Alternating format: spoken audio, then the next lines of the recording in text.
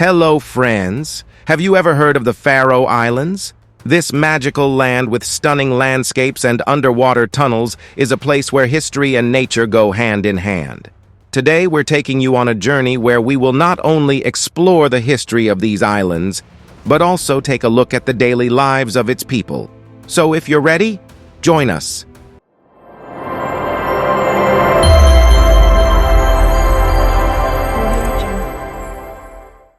Let's start with a brief introduction. The Faroe Islands are a small archipelago located in the North Atlantic. This is a land with a rich history and a unique culture.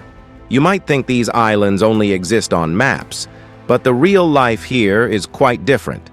The Faroe Islands consist of 18 islands and have a history that dates back to the 9th century, when Vikings, especially from Norway, traveled to this region and began settling here.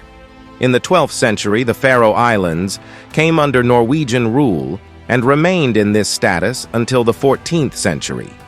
After that, due to wars between Norway and Denmark, the islands came under Danish control and ultimately became a Danish colony. The political history of the Faroe Islands has been influenced by various wars and agreements in Europe. In 1948, the Faroe Islands became an autonomous region under Danish sovereignty. This status allowed the islands to have more control over their internal affairs, while Denmark still retained responsibilities for defense and foreign policy. The culture and language of the Faroes people have also been shaped by this history, evolving from a particular form of Norwegian and other Scandinavian languages. Now, let's take a look at the daily lives of the Faroes people. The unique climate and natural landscapes here have led people to live in a different way. They rely on traditional fishing and farming methods, and life here moves at a slow pace. Now let's get to one of the most fascinating parts, the underwater tunnels. These tunnels connect the various islands and have made traveling between them much easier. Do you know who built these tunnels?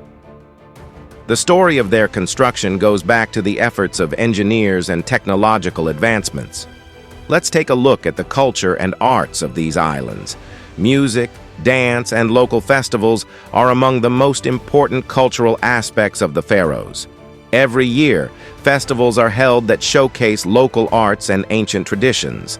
And finally, we cannot overlook the natural beauty of the Faroe Islands.